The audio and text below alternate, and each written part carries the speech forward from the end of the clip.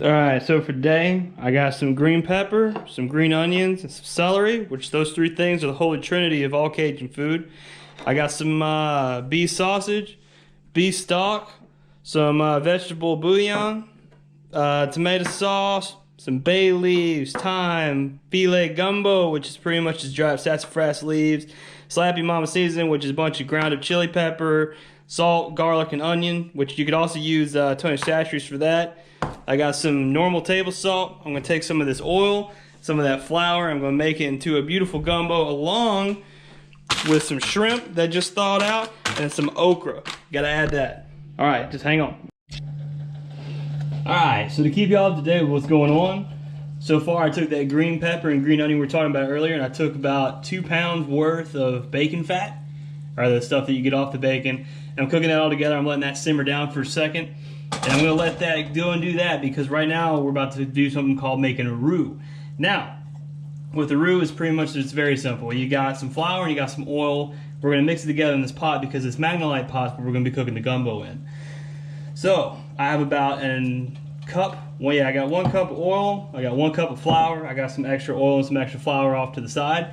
And we're going to mix that together. I'm going to show you as we're doing it how this is going to go, because you want to go ahead and just take that 1 cup flour, put that in there, and you want to make sure that you're on about 6 or 7, like a medium low, because you don't want to burn it, but you're going to want to continue to cook it, because the main objective is to pretty much turn that white flour and make it like a very dark brown, almost purple. So that's kind of the objective in all this. Now a lot of people will tend to burn it. Now I can't lie, I've had my fair share burn it too. And also, when it comes to making a roux, this is how you start making your gravy. This is pretty much your basis for a lot of different Cajun or different gravies or dishes of that sort. As you can see, it's a little too thin. Let's see if we can't get that flour to spread out a little bit over. Yeah, so you don't want it that thin. So you're going to take some of this flour, and I got it over here with a spoon. So I can take it just a little bit and drip it in there, a little bit there, a little bit there, to try and thicken that up. Alright, so if you can tell, I've been stirring this for probably about 5 minutes, 10 minutes. I've had to add another 5 tablespoons of flour. And this is that thickness that you want, where it's almost like cake batter. You see how it's starting to burn a little bit at the bottom? Let's see if I can't. Yeah. As you can tell, it's starting to burn a little bit at the bottom. That's what you want, to go ahead and turn that white flour into something a little bit thicker and something a little bit darker. Because the darker the roux, the darker your gravy is going to be. And we want a pretty dark, almost purple gravy. And you'll see what I mean when we get there. Also, whenever you're making your roux, I didn't mention this earlier, make sure that whenever you add your 1 part flour, 1 part oil, make sure that whenever you have your stuff off to the side, it's a lot easier to add to your roux. But if you have it too thick on either side, or if it's too thin, you can keep adding. But I'd try and make sure that you don't add too much. Right here where it covers the bottom of the pan is pretty much exactly what you want, because you might have to start over, and that's not a very fun process for anybody. You have to reinitiate. Our oil, or our bacon, and our green pepper and green onion just over there waiting.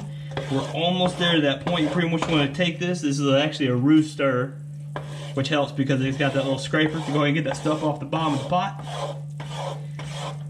And try and mix it in. Get that roux a little bit darker. Also, you want it to almost look like cake batter. As you can tell, it's some really thick stuff down there. And then after that, we're going to add our 3 liters of liquid, essentially. And I went ahead and supplemented it because you're supposed to add 3 liters of water, but I was trying to get a little bit more flavor into it because everyone who makes a gumbo has their own specific little innuendos to it. Like the one I'm teaching you today, there's no cookbook to say exactly how to make this one. So everyone has their own individual way of doing this. I'm just showing you mine. So instead of adding 3 liters of straight water, I'm going to add a liter and actually, yeah, I'm going to add 2 liters of water and then 1 liter of beef stock. That's going to help me to where I don't actually have to add any salt to it, because with the beef stock and the actual beef sausage in there, no salt's going to be needed because that's just going to over salt it. We are getting there. And you want to make sure that you continuously stir it, because if you don't, then you're going to burn one side of it and not the other. You want to try and keep it as even as possible.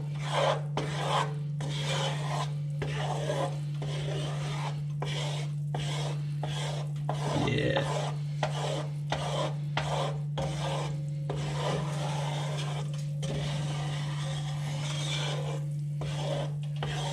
A little bit further.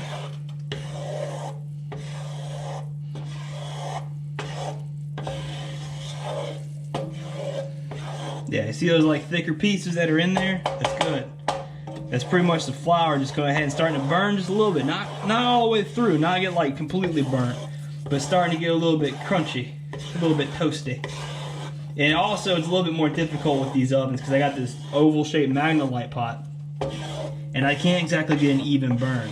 So I gotta try and take that roux that's out on the edges and bring it over that single circular pot, or a circular head that I have there right underneath it. It's a coil, as I'm hoping you can see the one behind it. Not really sure about that camera angle, but I will check it and we will get it. See how yeah, see how it's getting really thick right now? That's good.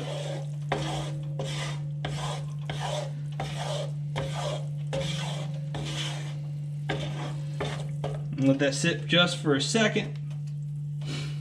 As you can tell, there's a big color difference between it was earlier and how it is now. It doesn't take long to get there, but I mean, with anything, the more you have, the longer it takes. So we're gonna mix this all in there like a paintbrush. Whip it around. You see how we're starting to burn it a little bit? Right here, this is pretty much your exact point where you're gonna want it to be. So we're gonna take it right before it gets too burnt, because like I said, it's gonna start turning color fast. And I might actually wuss out here a little bit sooner than I'd like to, because I don't want to burn it. Because if you burn it, again, you gotta start over, and that's no one wants to be a part of that. All right. Yeah, I'm gonna go ahead and call that good right there. So we're gonna go ahead and take all this, dump it in there. We're gonna seize it. Whew, now we got all that going, we got to cool it down a little bit. So we got to start pouring our liquid in there. We're going to start with our beef stock.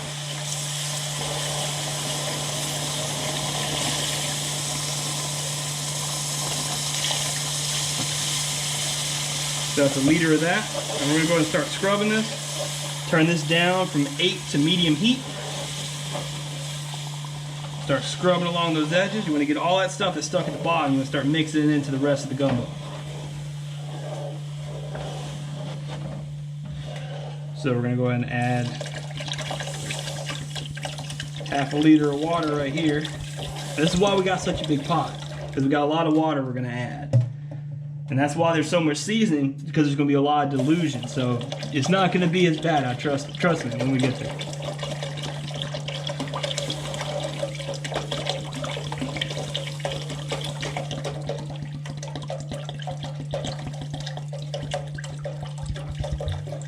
Alright, so that's all the water that we're going to add. We're going to roll through, and we're going to try and get all that stuff that's stuck at the bottom, try and scrape it off. You don't want to leave anything behind. Feels like we got everything almost. Take this spoon right here off the back. So that's what that roux looks like on the bottom. That's why, you know, that coloring right there, that's a good coloring. Because this is the color you want. You don't want it to be a blonde, or you don't want it to be anything like that. You want this dark, nice color going on. Now with that, the third piece of our trinity, we're going to add in some celery. For salt and flavor, we're going to add in some of our beef sausage that we have on the side. And on the rest of this, it's going to be a lot of feel. So I don't have an exact recipe for this. I'm going to say about, for your vegetable bouillon, you want to add about a tablespoon. So just like that, just take a glop, put it in there, rake it off, boop. Move this off to the side. And then for a little bit of Slappy Mom, your Tony Satcheries, whichever one you want to use, whatever Cajun seasoning. I just go ahead and give it a nice little dab across the top like that. Whatever you feel. I mean, if you like a little bit hotter, pour some more. If you like a little, you know, more mild, then do that. For our thyme, our oregano here. Looks like my wife actually just bought a new one, so didn't notice that. Sorry for not preparing on that one. Take that off. Take that off. And then we are gonna put about a teaspoon worth of thyme in there. So take this teaspoon right here, the thyme across the top, boom. About that much, that's good. Big pot, a little bit bigger than it actually calls for. These bay leaves, we're gonna put just 3 of them. 1, 2, and 3. Let those season on top of there.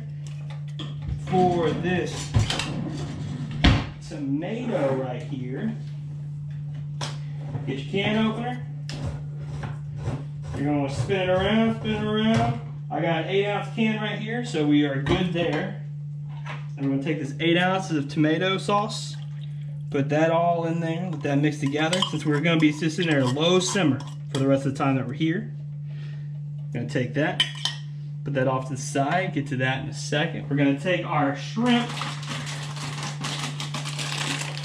We're going to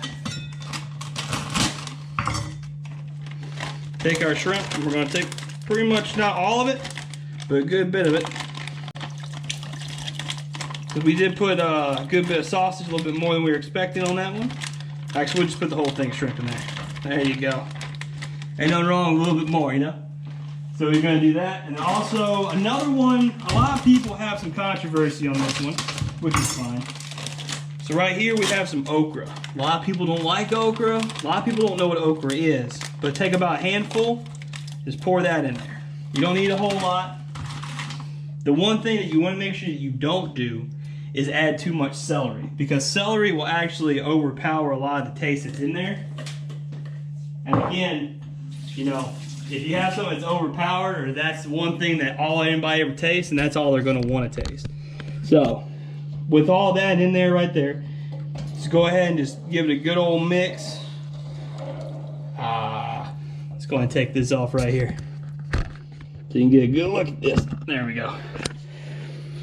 So that's pretty much what your pot's going to look like by the time you're done.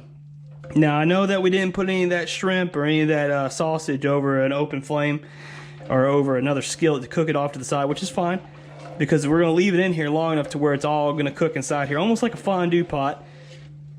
So everything's going to get all mixed together and all the flavors are going to come together. And I mean, I like it. My wife's from Missouri. She's starting to learn to like it as well.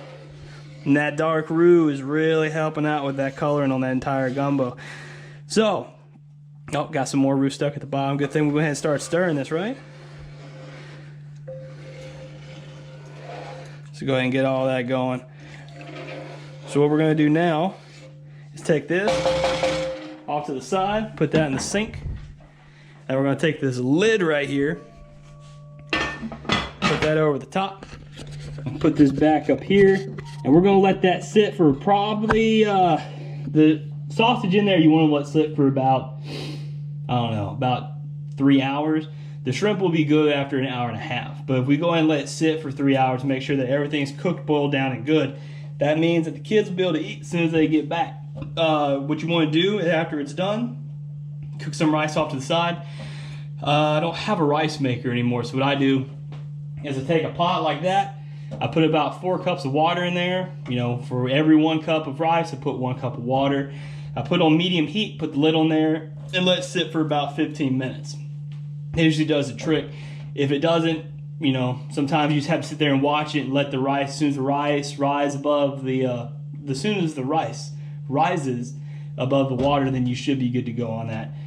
But yeah, that's pretty much, that's the simplicity of how I make gumbo. It started off as a Cajun culture. Just grab everything you can in the house, make a roux, and put it all together, and then you got something for the entire family to eat. My family will be able to eat off this probably for the next 4 days, and there's 4 of us.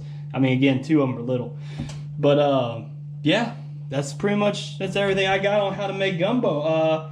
If you have any further questions or any kind of anything else, I'd be more than happy to answer. But until the next time, y'all have a good day. All right, bye. So a little bit of a student edit, make sure that you add that filet that I was talking about earlier, this stuff right here. You can get Zatarans, I'm not sure. I know a lot of us are over here in the UK or Germany or other parts of Europe, and it's hard to find these kind of seasonings.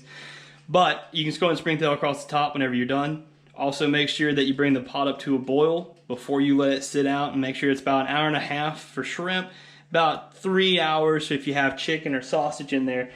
And for the last bit is most of these recipes I got are passed down from the family. So my father and my mother taught me how to do that. And a lot of the other things I just kind of added on to myself. But if you wanted to, you could do Talk About Good #2, which is it's a Cajun book. A lot of Cajun, cookbooks out there, but that one. And also there's another one that I like to use called The River Road Recipe. As you can tell, there's a family book passed down. I even got one from ramen because I used to be poor. But anyway, so that's all I got. But if y'all have any other questions, let me know. All right, thank you, bye.